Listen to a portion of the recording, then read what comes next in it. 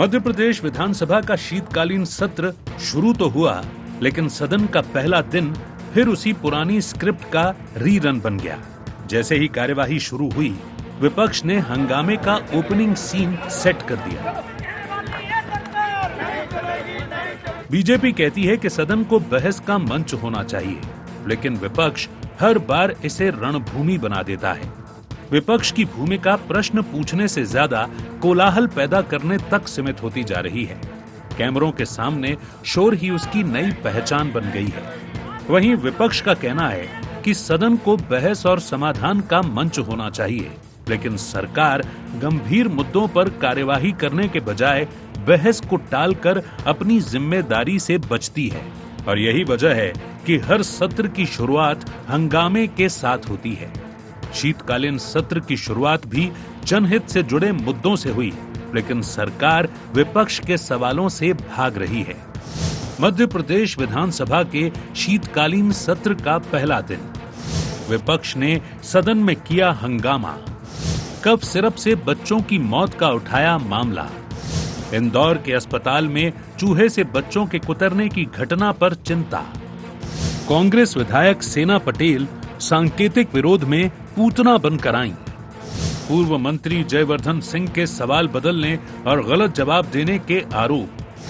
सत्र की छोटी अवधि को लेकर उठाए सवाल। प्रदेश में 8 बीएलओ की मौत के लगाए आरोप। वीआईटी कॉलेज का उठाया मुद्दा। किसानों को मुआवजा और भावांतर के मुद्दे पर बहस।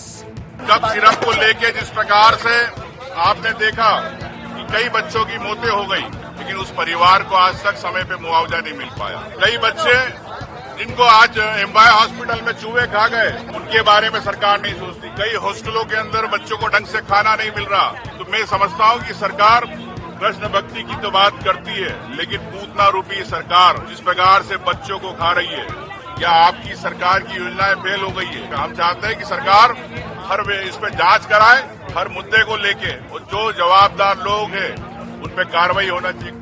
वहीं सरकार का कहना है कि सदन में हंगामा विपक्ष की आदत बन चुका है, लेकिन इसका मतलब ये नहीं है कि सरकार संवेदनशील मामलों पर ध्यान नहीं दे रही। हमारा फोकस जनता के हित और उनके जीवन की सुरक्षा पर है। सरकार हमेशा विपक्ष के सवालों और मुद्दों पर चर्चा के लिए तैयार है। कफ सिरप से बच्चों की मौत, अस्पतालों की स्थिति, 8 बीएलओ की मृत्यु और शिक्षा संस्थानों के मुद्दों पर सरकार ने जिम्मेदारी पूर्वक कार्यवाही की है। प्रदेश में जनता के हित के मुद्दे उठाने के लिए है।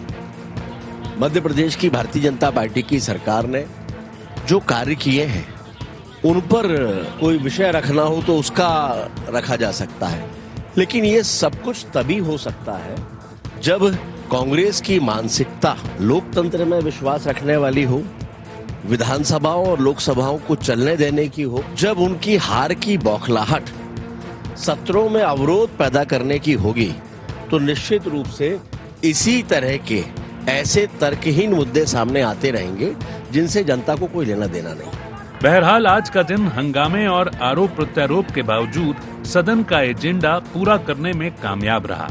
विपक्ष ने संवेदनशील मुद्दों पर सवाल उठाए तो सरकार ने कार्यवाही और जवाबदेही का पक्ष रखा। ऐसे में अब देखना ये होगा कि अगले 3 दिनों तक सदन इसी संतुलन को कायम रखने में कितना कामयाब हो पाता है। Bureau report, IND 24।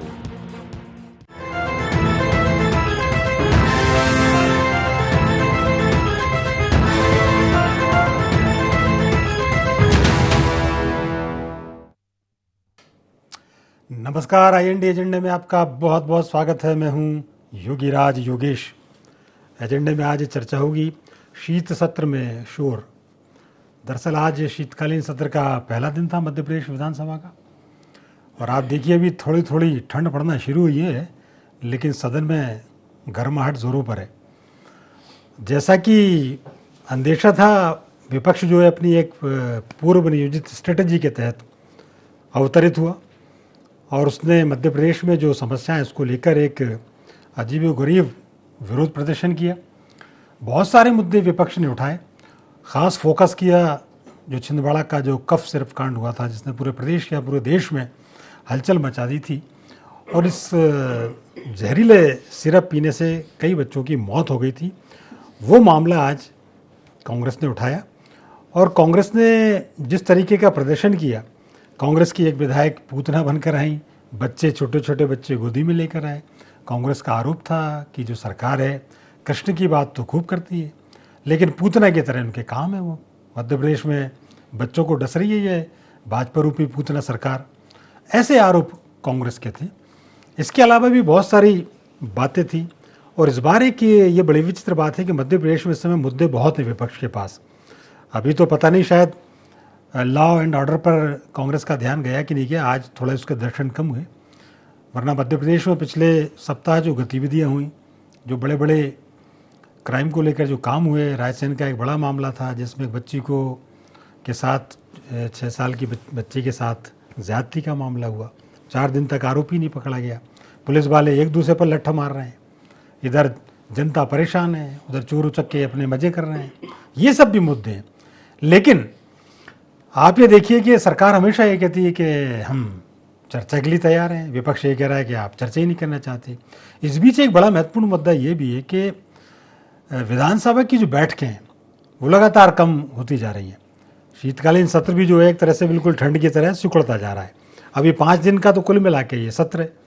आज पहला दिन चला गया और अभी 3 तारीख को मध्य प्रदेश का भोपाल का लोकल हॉलीडे होता है, गैस त्रासदी वाला, 3 दिसंबर को। तो 3 दिसंबर को फिर छुट्टी। तो कल काम होगा और फिर यदि सबकी सहयोग रहा तो मुझे लगता है कि 4 और 5 तक सदन चलेगा। बहरहाल ये बड़ी चिंता की बात है कि सत्र की बैठकें कम हो रही हैं और उससे भी ज़्यादा चिंता की बात है कि जनता के जो महत्वपूर्ण मुद्दे हैं, लाखों रुपए का एक मिनट का जो सदन की कार्रवाई का होता है, वो इन बहस मुबहस में खर्च हो जाता है, इस तरीके के प्रदर्शनों में खर्च हो जाता है। जनता ये चाहती है कि हमारे एक मिनट का उपयोग हो। विधायकों से भी, माननीय सदस्यों भी से भी उम्मीद की जाती है कि वे भी अपने एक सेकंड का उपयोग जनता की सेवा के लिए करें। तो आज चर्चा इसी पे करेंगे। चर्चा शुरू करने से पहले आइए डाल लेते हैं आज के एजेंडा पॉइंट्स पर एक नजर। शीतकालीन सत्र के पहले दिन विपक्ष के हंगामे के क्या हैं मायने? सदन के मुद्दों को सदन के बाहर उठाना कितना जायज? शोर शराबा और हंगामा क्यों बनती जा रही सत्रों की पहचान? बीजेपी क्यों बता रही इसे कांग्रेस की सस्ती लोकप्रियता? तो ये थे एजेंडा पॉइंट्स और डिबेट ओपन करूं उसके पहले सभी मेहमानों से आपका तारुफ करा दूं। मेरे साथ आज स्टूडियो में हैं कांग्रेस के तेज तर्राट और अनुभवी विधायक सुरेश राजे जी। सुरेश जी, प्रोग्राम में आपका बहुत बहुत स्वागत है। हमारे साथ स्टूडियो में वरिष्ठ पत्रकार कन्हैया लोधी जी हैं। कन्हैया जी, प्रोग्राम में आपका बहुत स्वागत है। और ऑनलाइन हमारे साथ जुड़े हैं बीजेपी के पूर्व विधायक घनश्याम पिरोनिया जी। घनश्याम जी, प्रोग्राम में आपका भी बहुत बहुत स्वागत।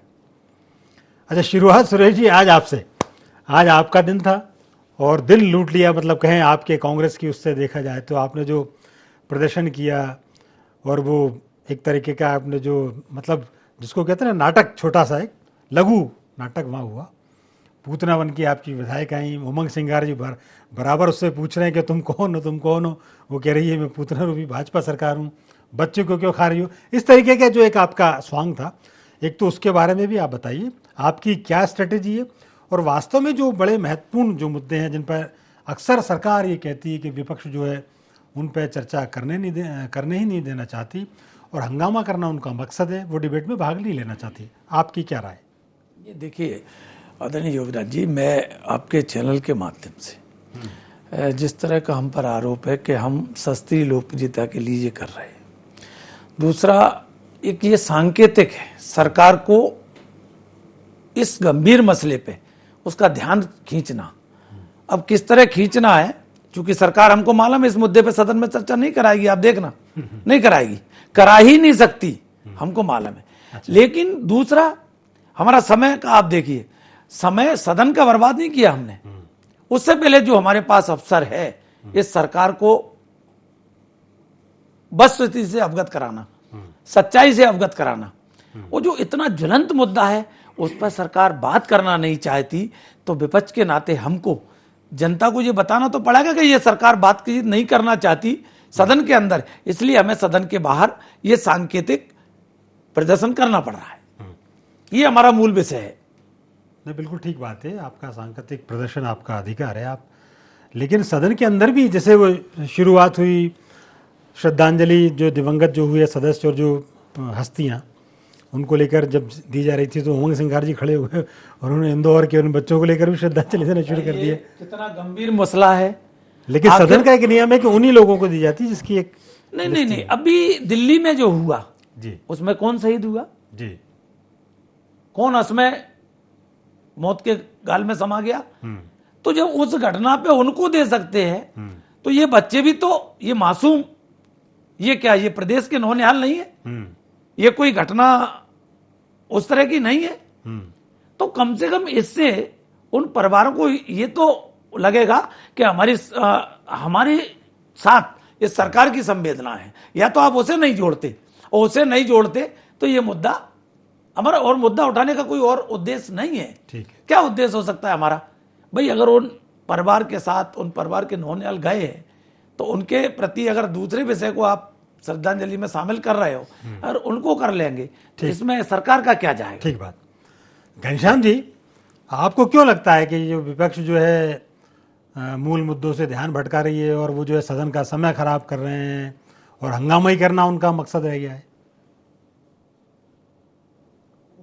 बिल्कुल योगी जी, अभी हमारे विद्वान प्रवक्ता आदरणीय सुरेश जी अपना पक्ष रख रहे थे और आपने कहा कि सदन में जैसे इनका प्राकट्य हुआ और पूतना के रूप में आपने ही कहा कि बहुत अच्छा एक लघु नाटिका इनके माध्यम से। नहीं, सदन में नहीं हुआ, सदन के बाहर हुआ ये। हाँ, मतलब आए तो सदन के लिए, काम के लिए थे, लेकिन बाहर लघु नाटिका। भाई देखिए क्या है, असल में कांग्रेस का काम नाटक नौटंकी करने तक ही सीमित रह गया है। कैसे जनता के बीच में हम पहुंचे यहाँ तक। सुन तो लो सुरेश जी, अरे सुरेश जी सुन तो लो, नाटक नौटंकी का नाम मत लो, आपके उल्टे गले पड़ेगी। काम करना चाहिए वो आप कर नहीं रहे हो। सदन में बात रखना है तो आप रोड पर चले जाते हो, सड़कों पर चले जाते हो, और सड़कों पर लड़ना है, सड़कों पर प्रदर्शन करना है तो आप सदन में बात करते हैं। और इसलिए जो जिसकी स्थान है वहां पर वास्तव में काम करने की आवश्यकता है।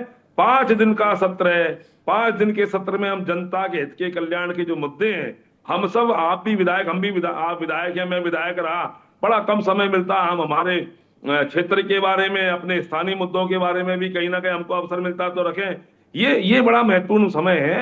लेकिन कांग्रेस कुल मिलाकर के जो ऊपर से नीचे तक भ्रम फैलाने की जो राजनीति कर रही है, वो ही मध्य प्रदेश दिखाने का काम हो रहा है। आपके माध्यम से करना कुछ नहीं है, लेकिन सरकार कुछ अच्छा करना चाहती है, उस पर हो हल्ला करना, उसका पुनरावृत्ति करना। ये पिछली बार भी आप लोगों के माध्यम से हुआ।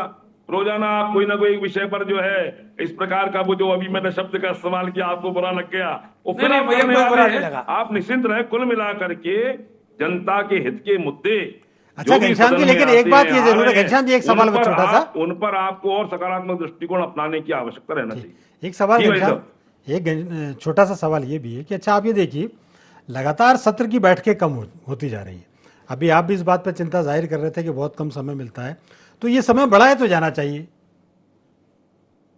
उसमें बीच में एक छुट्टी आ गई। कोई भी सुरेश जी बैठे हैं, जब भी बैठक होती है और बैठक से पहले सर्वदलीय बैठक भी रहती है, सारे हमारे जो विद्वान, हमारे विभिन्न दलों के राजनेता है बैठ करके विचार विमर्श करते हैं। वास्तव में वहां पर भी हमें हमारे जैसे हम अभी यहाँ प्रकटीकरण कर रहे हैं, वहां भी हमको कहीं ना कहीं सलाह मशवरा करना चाहिए। सरकार तो तय करती है अवधि, लेकिन फिर भी ऐसा नहीं है सरकार कहीं बचने का काम करती है। मैं निवेदन करता हूं, जो जनहित के मुद्दे हैं वो हम कहीं ना कहीं सदन के पटल पर रख करके उनका निराकरण हो, और जनता के हित के कल्याण के जो काम है, विकास के काम है, अन्य जो काम है, उसमें कहीं ना कहीं लाभ देने का काम होता है। और जैसा सुरेश जी ने कहा अभी कि इस प्रकार की घटनाएं हुई हैं, लेकिन आप निश्चिंत रहें, उन पर कार्रवाइयां भी हो रही हैं, कार्रवाई होंगी भी, किसी को न बख्शा जा रहा है और न बख्शने का काम होगा।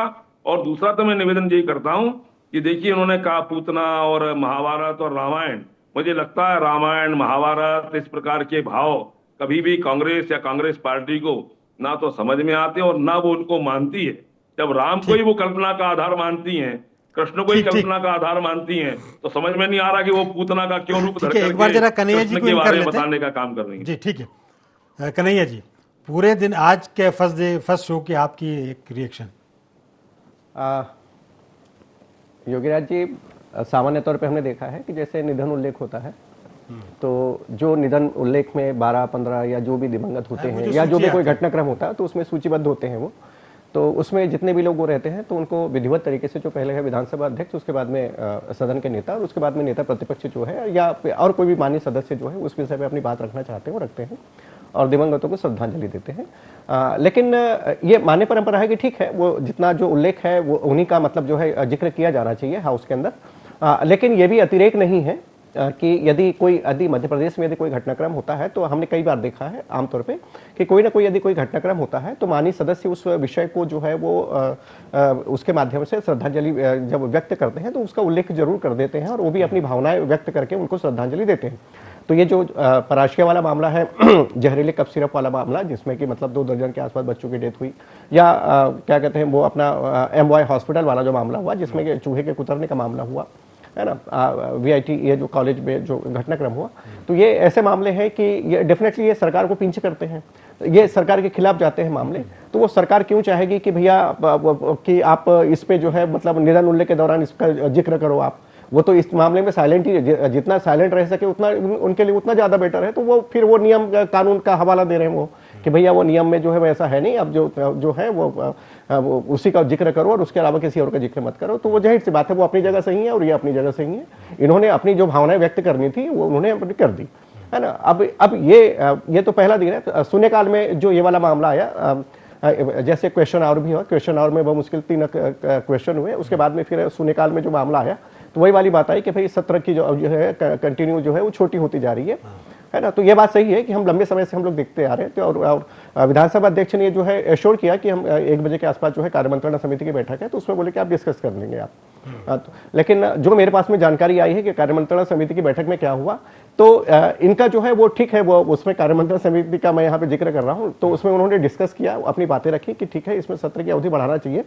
लेकिन उसमें इस बात में सहमति नहीं बनी, गवर्नमेंट की ओर से एश्योरेंस नहीं मिला कि ये जो मौजूदा सत्र है उसकी अवधि को बढ़ाएंगे। उन्होंने कहा कि जब अगला जो बजट सत्र आएगा ना, बोले तब हम देखेंगे। तो बोले हम इसमें भी दिक्कत क्या है कि 1 दिन की छुट्टी आएगी। हाँ, तो अब देखो 5 दिन का सत्र है, 4 बैठकें होनी है ना। पहला दिन तो हो ही गया जी, ठीक है ना जी। जरा सुरेश जी, आपका चूंकि मध्य प्रदेश में आपके पास मुद्दों की भरमार है, इसमें कोई शक नहीं, और कई मुद्दे तो ऐसे हैं जिसमें सरकार के पास कहने को भी कुछ नहीं, सरकार बिल्कुल डिफेंसिव मोड में है। कुछ जैसा कानून व्यवस्था का मसला है कि मैंने जिक्र किया आपसे, ये बच्चों की मौत का मामला भी बड़ा गंभीर है। हम स्वास्थ्य के इतने दावे करते हैं इतने सालों बाद आज़ादी के, और मालूम पड़ा कि चूहे कुतर रहे हैं। तो ये निश्चित तौर पर एक गंभीर मुद्दे हैं, लेकिन इतनी गंभीरता यदि आप, और क्योंकि ये जो आप निश्चित तौर पर ये सांकेतिक आपके प्रदर्शन रहते हैं, कई बार ये रहता है कि मीडिया में तो आपको इसमें मिल जाता है स्थान, लेकिन सदन का थोड़ा सा सरकार को ये कहने का मौका मिल जाता है कि अरे साहब आप तो स्वांग रच रहे। देखिए योगीराज जी, सरकार क्या कह रही है, सरकार का काम है कहना, सरकार कहेगी, सरकार का काम है अपना बचाव करना, वो करेगी।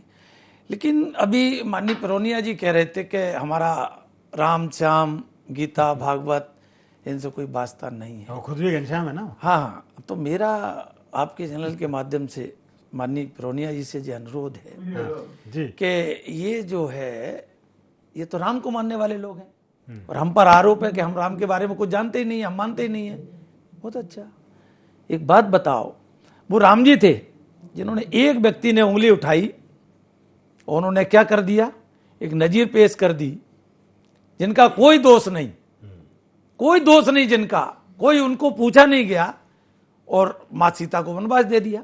वो राम जी थे ना, एक व्यक्ति के कहने पर। यहां पूरा देश चिल्ला रहा है, यहां पूरा देश चिल्ला रहा है माननीय परोनिया जी कि आप जो है ईवीएम बंद करके बैलेट पर आइए। तो आप तो आपके प्रधानमंत्री और आपकी सरकार, आपकी डबल इंजन की सरकार, पूरा देश में आपका संगठन का नाम का जो बोलबाला है, आपको नीतियों पर इतना भरोसा है। हुजूर एक बार इतना ही मान लो, पूरा देश चिल्ला रहा है कि आप इससे पीछा छुड़ाओ और बैलेट पे आ जाओ, तो हम मान जाएंगे कि आप राम को मानने वाले हो। मैं आपके बिल्कुल ये निवेदन आपसे करता हूं इस चैनल के माध्यम से। अपन जवाब लेते हैं जरा जी। घनश्याम जी, क्यों नहीं मान जाते आप एक बार? योगीराज जी देखिए, अभी सुरेश जी ने विषय रखा कि राम को मानने वाले हैं। हम राम को मानने वाले और कृष्ण को भी मानने वाले हैं, और कृष्ण के परंपराओं का निर्वहन मैं समझता हूँ मोहन यादव जी की सरकार कर रही है। देखिए, दोनों ही हमारे जो पूजनीय हैं, उनका ध्येय उद्देश्य धर्म संस्थापनार्थाय संभवामि युगे युगे। धर्म माने किसी एक धर्म की बात नहीं कर रहा हूं मैं। जो धर्म का राज्य होता है, यहाँ पर सबका कल्याण हो, ये बात रहती है, उस राज्य की कल्पना को साकार करने के लिए हम हमारे महापुरुषों का हम जो प्रेरणा है उनको हम लोग हमेशा याद करते, स्मरण करते, उस पर चलने का प्रयास करते हैं। दूसरा, इसलिए डॉक्टर मोहन यादव जी जैसे आपने कहा, लेकिन राम के बारे में कहते हैं कि उन्होंने हमेशा मर्यादा का पालन किया, इसलिए उनको मर्यादा पुरुषोत्तम कहते हैं। लेकिन धर्म रक्षा प्रार्थाय, धर्म की रक्षा के लिए अगर मर्यादा तोड़ना भी पड़े तो तोड़ने के लिए भगवान श्री कृष्ण का आदर्श हमारे सबके सामने रहता है कि कब उनको रथ का पहिया उठाना है, कब उनको गीता का उपदेश देना है, ये भी ध्यान में आता है। और इसलिए सुरेश जी, एक लाइन में उनका यदि जवाब देना चाहे बैलेट से कराएंगे। एक मिनट और लूंगा। जनता नहीं कह रही है, लेकिन कांग्रेस कह रही है, और कांग्रेस जहां जीतती है वहां इनको ईवीएम की ध्यान में नहीं आती है, वहां इनको कहीं इस प्रकार का ध्यान नहीं आता है, और जहां कांग्रेस आती है तब ये आरोप लगाने का काम करते हैं, और ऐसे संवैधानिक संस्थानों पर आरोप लगाते हैं जिनकी अपन बारे में कभी कोई विचार। ठीक है घनश्याम जी, समय बहुत कम, एक लास्ट कमेंट ले लेता हूँ जरा कन्हैया जी का। घनश्याम जी, क्या आप मानोगे पूरे देश की बात बैलेट से कराओगे? नहीं, मैंने कहा ना, कांग्रेस मांग कर रही है ये भाई। अरे पूरा देश कर रहा है, कांग्रेस नहीं कर रही।